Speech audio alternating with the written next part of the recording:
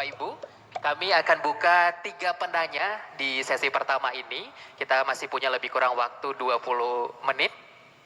Oke, jadi Bapak Ibu yang ingin bertanya boleh raise hand. Nanti akan kami kunjungi. Sudah ada kira-kira? Di sebelah sana ada yang bertanya? Dibantu mic-nya, teman-teman.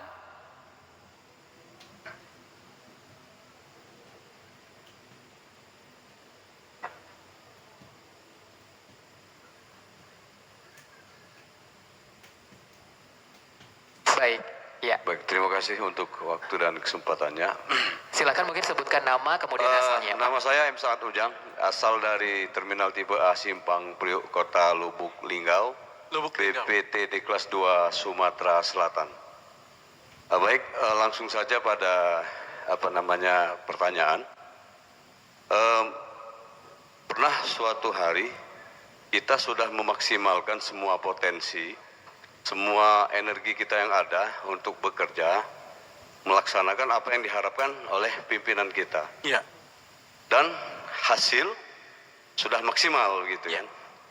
Tetapi karena mungkin tapi ini, ketika kita melaporkan hasil kerja kita sudah tercapai, namun pada saat itu kayaknya pimpinan kita mungkin lagi kurang mood atau gimana gitu ya. Iya. Sebenarnya pada saat kita melapor itu kita mengharap beliau berterima kasih begitu kan. Tapi nyatanya beliau kecewa, agak sedikit marah begitu kan. Jadi agak sedikit kurang menerima apa yang sudah kita kerjakan. Jadi pertanyaannya, apa yang harus kami motivasi terhadap diri kami ketika kami melihat pimpinan kami seperti itu. Terima kasih untuk jawabannya. Baik, ya luar biasa. Tepuk tangan dulu buat pertanyaannya. Monggo langsung dijawab Pak terkait dengan pimpinan yang mudi gitu ya, Ya. lebih kurang. Silakan. Baik. Boleh tanya balik nggak? Boleh, silakan monggo. Karena setiap pertanyaan itu case by case itu beda-beda ya rekan-rekan ya. Jadi kita agak sulit untuk menjawab konteksnya, misalkan masalah di Purwokerto akan berbeda dengan di Sukabumi karena ada elemen-elemen lain. Nah, menurut Bapak sendiri Pak, ada 1-2 hal apa yang kan pasti lebih kenal pimpinannya. Kira-kira 1-2 hal apa yang kayaknya jadi problemnya? Saya coba menarik secara umum aja, Iya, ya. yang kira-kira Karena kalau feeling Bapak secara itu apa? spesifik, saya khawatir nanti menyentuh anggaran, menyentuh segala macam gitu Pak. Karena itu saya Nggak apa-apa, anggap maksudnya. itu agak-agak gimana, agak-agak misteri Iya. gitu kan, misterius Baik. begitu ya. Baik. Jadi katakanlah pekerjaan ini pekerjaan umum, seperti misalnya meramcek. Meramcek itu adalah kegiatan kita memeriksa kendaraan, menginspeksi kendaraan secara cepat, begitu kan? Karena mungkin mobil ini atau kendaraan ini populer di kalangan bukan kita yang staff, di kalangan misalnya sebut saja ALS misalnya kan tahu semua nih rekan-rekan yang ada di sini. Jadi karena ALS ini kita dituntut seakan-akan kita memberikan layanan yang terbaik, nggak boleh lama gitu kan, harus beramah-ramah. Itu sudah kita kerjakan semua itu kan. Tapi sampai suatu ketika kendaraan tersebut misalnya kita tindak gitu kan. Kita tindak karena tidak dilengkapi surat yang lengkap atau melebihi kapasitas tempat duduk atau membawa muatan barang melebihi gitu kan. Terjadilah kita percekcokan sedikit, ini agak panjang gitu ya. Percekcokan sedikit kita dengan operator, dengan pengemudinya kan. Tetapi setelah kita tindak, kita laporkan, bla bla bla bla bla bla, sampai ke pimpinan kita, ternyata kita dapat teguran. Misalnya ini kan, artinya jangan lagi, coba kita beramah tamah dengan dengan pengemudi. Kemudian jangan diambil tindakan seperti itu, dikasih lagi peringatan, dikasih lagi. Itu udah semua itu. Itu tahapan-tahapan itu sudah kita lakukan semua. Sampai terakhir ya itu tadi saya ceritakan di akhir tadi bahwa kita sudah melakukan yang terbaik, tetapi pimpinan kita berlaku seperti itu. Nah, apa yang harus kami tanamkan di diri kami sehingga kami juga bisa menerima itu yang saya harapkan. Terima kasih, Pak. Terima kasih. Baik rekan-rekan, gini, kalau Anda di posisi Pak siapa tadi Pak? Saat ya. Pak Saat, kalau Anda di posisi di posisi Pak Saat, rasanya gimana? Sudah melakukan yang terbaik, menyampaikan, tapi malah disalahkan juga, dapat teguran. Rasanya gimana?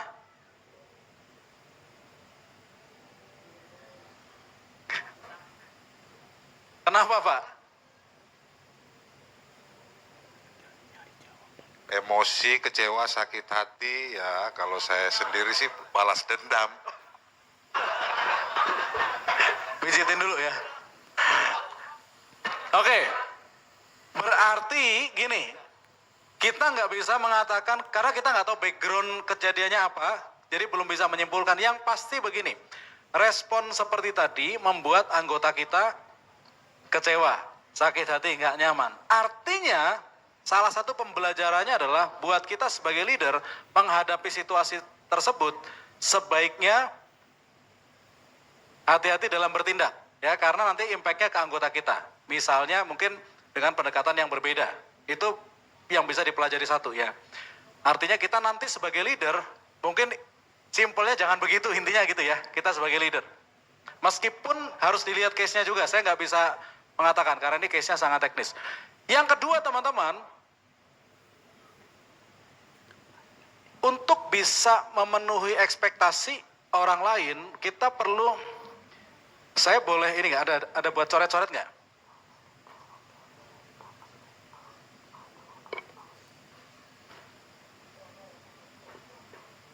Ya, gini, ini masalah komunikasi juga penting.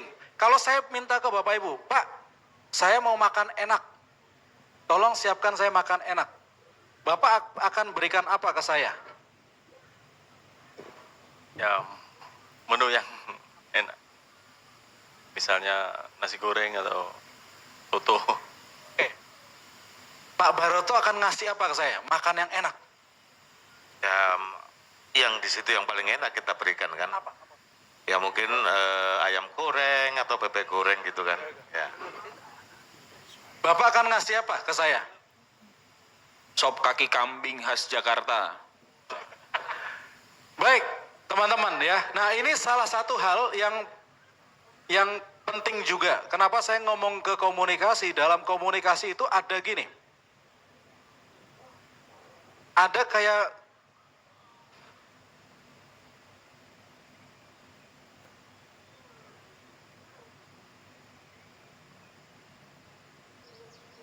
ya, rekan-rekan, ini adalah, iya juga sih Pak ya. Oh ya, permukaan, ini adalah kedalaman ya. Maksud saya gini, yang disampaikan oleh orang itu di atas. Ya, ini yang dikatakan, misalnya tadi yang paling enak ya. Nah, ini masih di atas. Di dalamnya nggak tahu yang enak menurut Bapak ini apa. Misalkan, Pak yang paling enak disampaikan sop kaki kambing.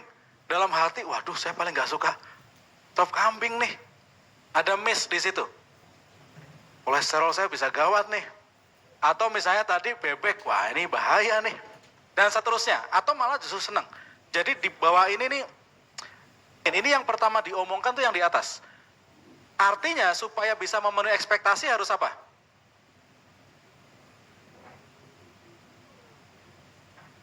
Yes, harus tanya. Bapak sukanya apa? Bapak maunya apa? Nasi goreng. Pak, nasi goreng yang enak menurut Bapak apa? Kambing atau ayam, Pak? Kambing. Pedas nggak? Pedas. Pedasnya kayak apa? Ketika sudah tahu baru kita sajikan. Nah, ini salah satu problem yang dari kami mengajar soal kepemimpinan paling sering jadi problem.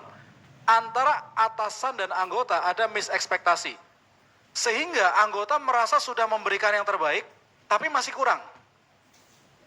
Yang salah siapa? Anggotanya udah all out. Ini salahnya bukan, ya kalau kita ngomong menurut saya, salah satunya di komunikasi.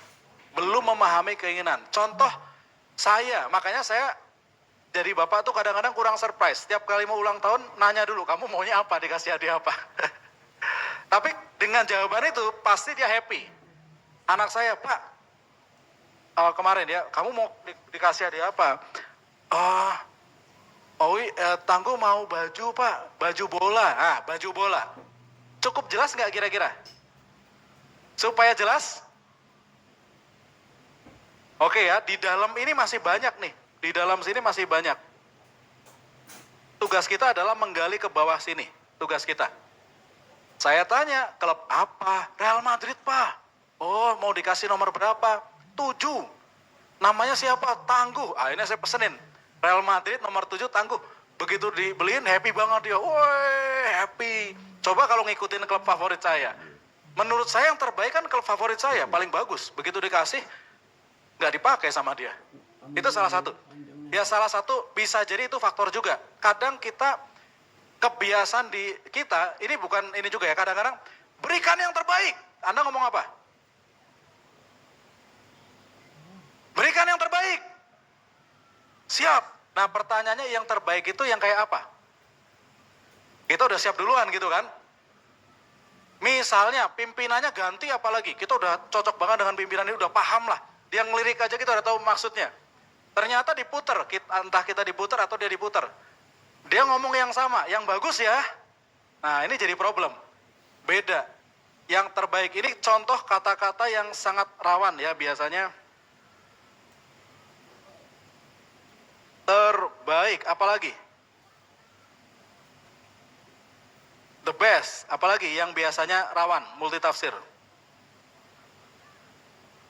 Multitafsir, ini maksudnya segera. Tolong segera diproses ya. Nah, segera. Segeranya Bapak berapa lama? Segera tuh berapa lama Pak? Sejam, 2 jam, sehari? Umumnya. Sejam, segera. Menurut Bapak segera itu? Berapa? 10 menit? 30 menit? Saat itu langsung berangkat? Berapa? 15 menit. Ya, ada 1 jam 15 menit. Bapak berapa segera itu?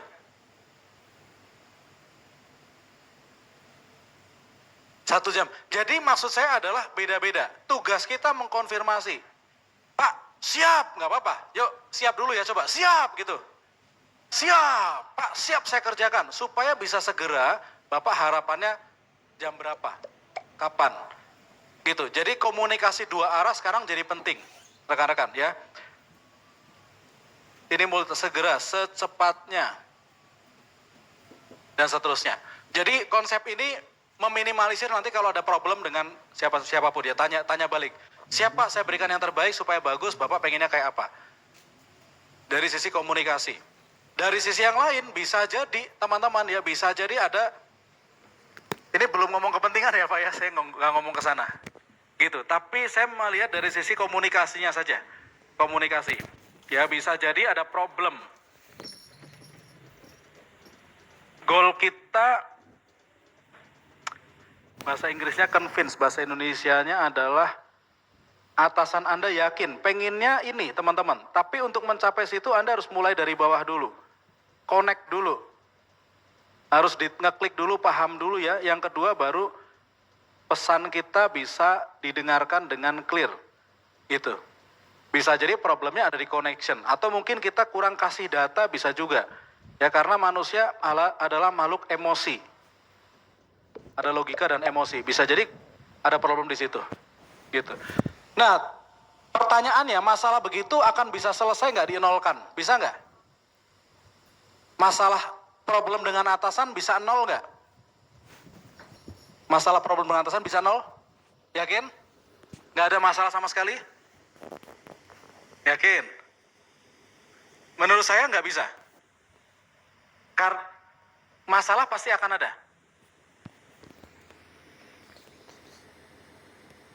Betul, ya. Pasti akan ada masalah. Tinggal kita enggak ya.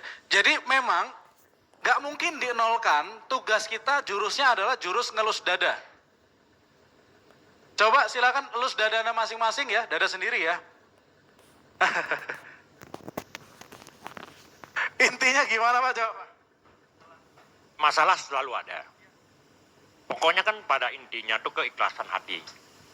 Seperti kembali lagi, jangan lebih cerdas pikiran dan hatimu. Itu kunci. Itu keikhlasan hati. Luar biasa ya, dari Aceh tepuk tangan dulu ya, keikhlasan hati.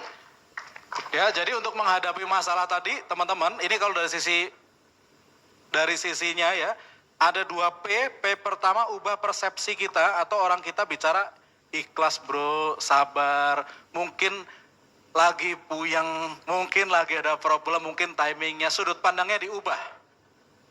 Tapi kalau terus-menerus terjadi, nah ini, kalau terus-menerus terjadi, kita perlu menggunakan jurus kedua yaitu ubah prosedurnya, mungkin timingnya, mungkin datanya, mungkin lewat orang yang siapa. Coba kamu yang ngomong, mungkin beda gitu. Atau SOP-nya ada yang diubah. Jadi ngadepin masalah 2P, ada persepsi dan prosedur ya. Jadi kalau case tadi menurut saya pertama ya tentu kita halus dada dulu ya. Saya sering dengar ya teman-teman di industri lain, misalkan di kereta api juga sama, orang-orang di kereta api, saya banyak ngobrol dengan teman-teman di kereta api, dulu mereka juga sama mengeluh dan seterusnya. Sampai akhirnya ada terjadi perubahan gitu. Ada rekan saya, direktur MNC Group mengatakan, lakukan yang paling bagus yang kita bisa. Kadang kita sudah melakukan yang terbaik, kita nggak bisa ngubah kadang-kadang ya. Kalau sudah di situ, mindset kita begini, yang penting saya sudah menjalankan amanah saya, kita tidak berhutang. Saya disuruh ngerjain 2, saya udah kerjakan 2. Yang penting saya nggak punya hutang ke Tuhan saya udah melakukan ini. Kalau persepsinya berbeda ya silakan. Itu persepsi yang lain, gitu Pak. Moga-moga bisa menjawab ya Pak ya. Terima kasih. Tepuk tangan ya buat pertanyaannya. Luar biasa sekali pertanyaannya sudah terjawab ya Bapak. Tadi di belakang sepertinya Bapak